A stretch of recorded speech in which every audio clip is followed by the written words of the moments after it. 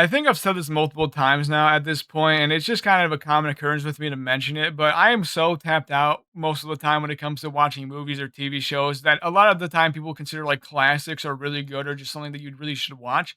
And it's not like I watch zero movies ever at all. I like more for an example, I watched The Odyssey. So I at least watched some movies that recently come out. But still, I've kind of not really gotten around to watching a lot of movies or TV shows that a lot of people consider to be important to watch or like just all timers or extremely good movies that people should watch. Like I've never watched, I don't know, Breaking Bad, for example, for a TV show. I've never watched Game of Thrones. I know obviously the last season it kind of ends it, so or like kind of makes it worse. So I guess that's maybe a good thing that I never watched it.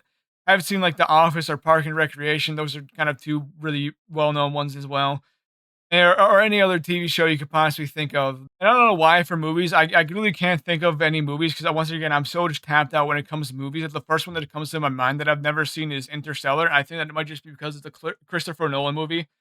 So because I mentioned The Odyssey, I'm connecting those wires. But there's also just so many movies that I haven't watched. I guess the more recent and famous example of me not watching a movie is Obsession.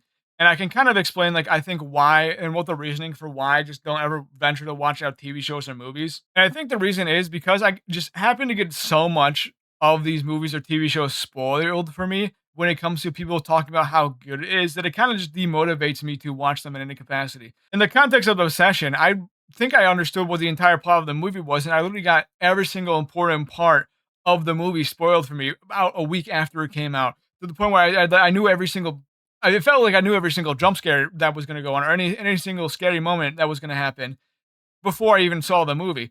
And so this kind of just makes me, I guess, in my mind, go, "Hey, this movie's like an hour and a half, 2 hours long, and I basically know the entire plot. Do I really want to watch the movie for an hour and a half, 2 hours that when I just know how it goes, basically?" And obviously, I once again, someone could say, well, knowing how the story goes and watching the movie are two entirely different things. And sure, that could be the case. But at the same time, it's hard for me to motivate myself to venture out and see how this movie plays out and experience it when once again I kind of know how the plot goes.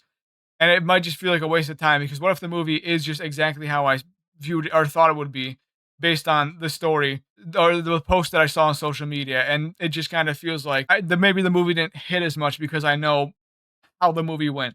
Another example of this, I guess, is one of my friends really likes the show Cyberpunk Edge Runners, and I think a lot of people like it as well. A lot of people think it's good, and the issue with me, and the issue with why I've never watched Cyberpunk Edge Runners before, is not because I don't like Cyberpunk, or I don't like the aesthetic, or I don't like anime or anything capacity.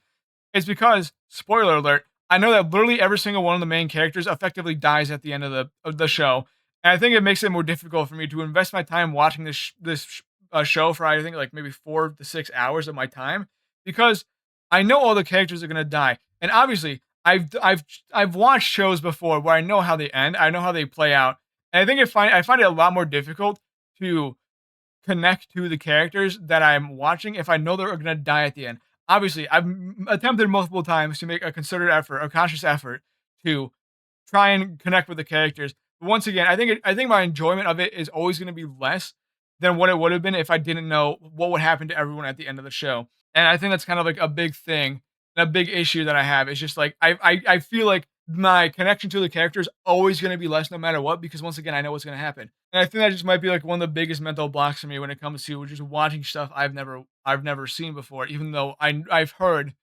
that they are unbelievably good, that they are just really, really good. And so maybe this is something that it's just like a time thing will fix it where I will forget how Cyberpunk Edge Runners ends. But because I think become such an example for me of like why I won't watch shows, maybe Cyberpunk Edge Runners will forever stick with me. Maybe I'll forget the plot of Obsession. I don't really know. I guess it's just a time will tell thing where I forget how stuff goes and forget how the plot summary goes for shows or movies that I have never watched. And I think also once again I wanted to talk about this because it's like a unique. I guess it's like a thing that's uniquely to me for my view on how I view spoilers and why I won't watch shows. Because I think every single person I've talked to in my friend group has said like this view on stuff doesn't make any sense. Where the journey, the experiencing of the movies or the TV shows is still gonna be good, even if you know how it ends. And like I would love to say this is the case for me, but once again, I think just knowing how stuff plays out for me kind of just makes it feel a lot less. And so I think the big issue for me here is that I effectively, if I want to watch any new movies or TV shows within like the week it comes out, I have to go 0 dark 30 on social media and just, I guess, not talk to anyone who could potentially spoil it for me to actually enjoy the movies or not. I think that's obviously an issue that has completely random, but I just remembered this and talking about spoilers. And maybe this is why I have this hot take of not really enjoying the end of Attack on Titan as much. But I didn't get the ending of Attack on Titan spoiled for me when I figured out in a Twitch chat that Mikasa kills Eren at the end of Attack on Titan. And like that's kind of my example of just like how insane people are when it comes to spoiling movies or TV shows online. That I think this is why it has become such a massive issue for me and why I'm so unbelievably tapped out on any sort of TV show or movie when it comes to that type of stuff. It's because people are also so willing to just be terrible pieces of shit and spoil stuff, even if it comes out like just recently, just because they want to play off and get the happiness off of people's pains for being the person who spoils potentially really good stories for them. And so I think that's another issue I have is that even if I try to be as risk averse as humanly possible, I still think there's going to be some way that some dumbass or just asshole spoils slang for me. But I'm gonna like kind of work on, I guess, or maybe at some point. I don't really know. I guess I can't make a claim I'm not gonna back up, but I guess at some point I should probably work on watching TV shows and movies that people say is very good, just so that I'm not entirely tapped out and I don't know what the hell's going on. But I'm really bad at watching any sort of shows. Like I think the most common sort of like episodic, I guess, stuff that I watch is anime. And even then, I have like a backlog of like 8 animes that are on my watch later list.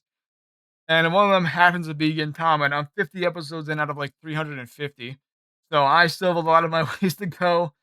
And I watch maybe like 5 episodes a week at best. I'm kind of just slow and steady wins the race when it comes to watching shows anyway. So I don't even know if I'm ever going to get around to becoming cultured, I guess, as the kids would say.